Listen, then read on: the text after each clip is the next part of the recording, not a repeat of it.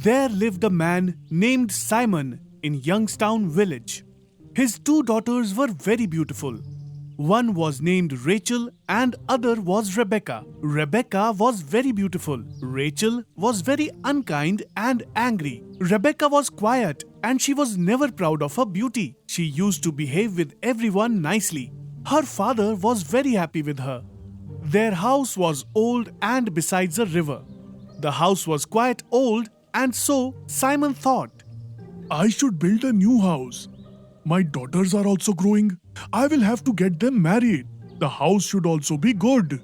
Planning this, Simon goes in search of a place for his house. He likes a place in the village. I will build my house here. This is a good place. Simon goes home and tells his daughters about his idea. Rebecca does not find this very good, but Rachel is happy thinking about the new house. Really, Dad?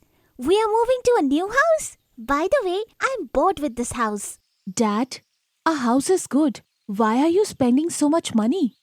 I am doing this for you two, dear. There's no need for this, Dad. Now Simon builds a beautiful house in the village. His daughters like it a lot. Everyone praises his house. Dad, I like this house a lot. Yes, Dad, this house is really good. Simon is happy hearing his daughters. Next day, he leaves for work. Hey, Rebecca, I'm a little bit tired today. Can you take care of the work? Yeah, I'll do it. Rebecca used to obey Rachel as she was younger. She completes the household chores till noon and she goes back to her old home. She spends a lot of time there. Night falls and she remains unaware of it. Her father looks for her and comes to his old house. Rebecca, dear, you are here. I looked for you in so many places. What are you doing here alone? Come, let's go home. Yes, Daddy, I didn't know the time passed by. I like here because Mom's memories are here. Yes, dear, you are right. Let's go home. Simon and Rebecca come home. Rebecca cooks food and everyone eats dinner and goes to sleep. Next day, Simon goes to work. Rebecca completes the household chores and goes back to her old home. She plants varieties of flowers in that house. She takes care of them. She goes to the river to get water for them. She spends her entire day there. Now, Rachel was spending her time comfortably in her new home. One day, their father stays back home. Rebecca, how much work do you do? Rachel, you should help in household chores. After your marriage, your in-laws will complain. Come, today you will cook food. But Daddy, I don't know how to cook good food. Rebecca knows how to. Ask her to cook. When are you going to learn, Rachel? I don't want to hear anything. You will prepare food today. Rachel cooks food in a bad mood. The food was not tasty, but everyone ate the food. Rachel was angry with Rebecca. Next day, the richest man of the village comes to ask Rebecca's hand for his son. Brother Simon, I have come to ask you for your younger daughter to marry my son. What are you saying? I cannot marry my younger daughter without getting my elder one married. You can make my elder daughter Rachel your daughter-in-law. She is also very talented. No, brother. I want to make Rebecca my daughter-in-law. I don't want Rachel as my daughter-in-law. Give me some time to think. Yeah, sure. Please think over it and tell me. We can wait till your elder daughter gets married. I should leave now. Yes, thank you very much. Rachel listens to the conversation and gets very angry. Next day, after finishing household chores, Rebecca goes to her old home to water the plants. Rachel follows her. While going home, there comes a river. The river was very deep and so most people didn't go there to fetch water. No one could be found there in the evening. Rebecca bends to fill water in the bucket from the river. Rachel comes and pushes her. Rebecca falls into the river. Rebecca didn't know how to swim as well. Now marry a rich man's son. You always take away my rights. Now suffer. Help! Please, for God's sake, someone help me. Rachel leaves her there and goes away. Rebecca gets carried away by the flow of water to a faraway place. She comes to the bank of river in a state named Rainsville. She remains unconscious there. The Prince of Rainsville had come to the forest to hunt. He came by the bank of the river to drink water. Then he saw a girl lying by the riverbank. Who is this girl lying by the riverbank? Prince pulls the girl out of the river and checks her breath. Oh, she's alive. Let me take her to the doctor. Prince takes her to the doctor and gets her treated. By that time, night falls. Prince was looking at Rebecca's beauty. It is morning now. Rebecca gets back to consciousness. She finds herself in a big room. Where am I? Who are you? And how did you come here? I brought you here. You were lying unconscious by the riverbank. If you would have not been treated on time, God knows what would have happened. I fell into the water. I think someone pushed me. You should rest now. We will talk later. Sure. After staying there for some time, Rebecca gets well. She takes care of some work out there. While in her village, her father gets weary waiting for her. But Rebecca doesn't come back. Rachel was happy alone. One day, that rich man comes to their house again. Hey, did you think about the relationship? I have not seen Rebecca since long. Where is Rebecca gone? I don't know where has Rebecca gone. I cannot find her. I will marry my son to some other girl now. You can marry your son to my elder daughter Rachel. Anyway, choice is yours. Whatever suits you better.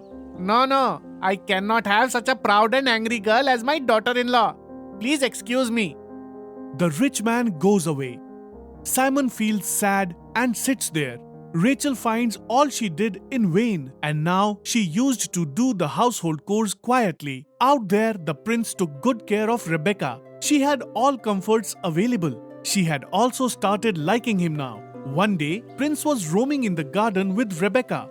Rebecca, will you marry me? Yes. Rebecca and Prince come back to the palace. The priest looks for a suitable date for their marriage. People in nearby villages get invited in the marriage. One day is fixed for the wedding ceremony. People from nearby villages come in the ceremony in which Simon was also present. The marriage of Prince and Rebecca gets accomplished. There was a big dinner for the villagers.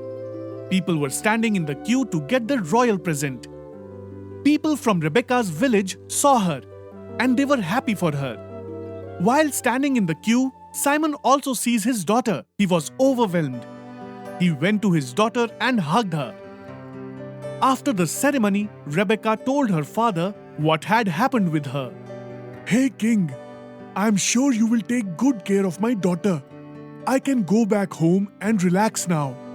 Simon took leave from his daughter and son-in-law and came back home. He said to his daughter Rachel, Rachel dear, I am very happy today. Your sister is alive and she has been married to a prince. Did you see, dear, how destiny does justice? Rachel looked at her father amazed. She realized her mistake. Please forgive me, Daddy. I've made a big mistake. Please forgive me. Your atonement is your forgiveness, dear. Do not repeat such mistake in future. Understood? Yes, Daddy. Father and daughter live happily, and Rebecca also starts living happily with her prince. This is the story of a poor laborman, Billy, who had come to town with his whole family to find work and earn money. His whole family spent their days working hard and laborious. He was one of those people who had to work daily to earn money. He could not manage to get food until he went out on the streets to work. They were getting to eat by facing a lot of struggle every day.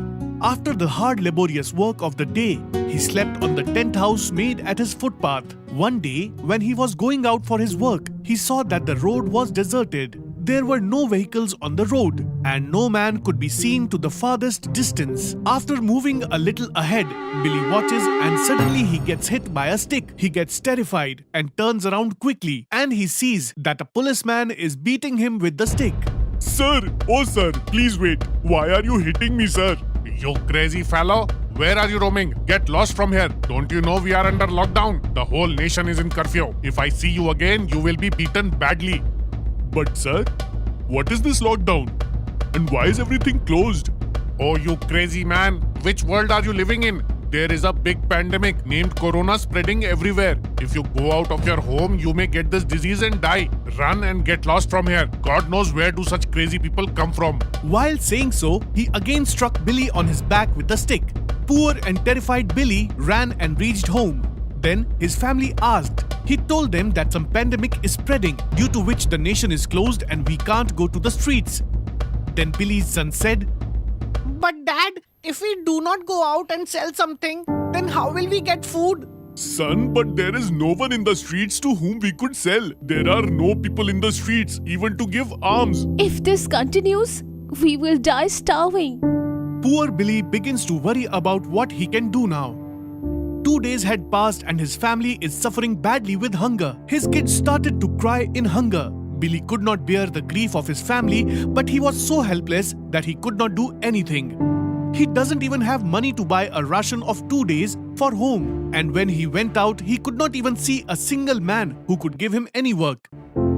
Unable to see his grieving family, he dares to go out even after being beaten by the police.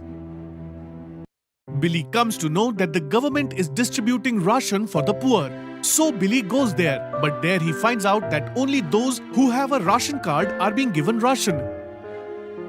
How can poor Billy, who doesn't even have a home, could afford to have a ration card and Aadhaar card? Disappointed, Billy returns from there. Then he comes to know that food is being distributed to the poor at some government school. After arriving there, somehow he saw a long queue of people. People are standing in the queue with food boxes and bags in their hand under extreme heat. Billy also stands behind them. The queue is so long that it takes him 5 to 6 hours to get his turn. It's 3 p.m. in the afternoon. He is standing in the queue barefooted in extreme heat in the hope of getting some food, and he can feed his starving children. When his turn comes, he gets to know that there was a huge crowd, and while his turn came, the food was over. Poor Billy's heart sank down. He sadly returns to his family. While walking over the road, he again gets caught by the policeman, and the policeman says, Oh, you crazy man. Can't you understand from the first warning? Why are you roaming on the roads? Sir, you do one thing. It's better that you kill me, sir. My family is starving from past 2-3 days. My children are squirming out of hunger. Leave the food for eating. We even do not have water to drink, sir. This pandemic will kill us or not, I don't know, sir. But this hunger will definitely kill us, sir. I can't see my family dying, so it's better that you kill me, sir. Billy starts crying loudly after saying this. The policeman feels pity for him and he gives him his food and some other items and sends him to his family. Friends, poverty is a problem in our country, and this corona pandemic has come to our country. And due to this lockdown, the poor are not even getting 2 meals a day. Leave food, they do not even have a house to live. Friends, lockdown is not equal for everyone. If possible, try to help all those people who are under problem as much as possible from your side.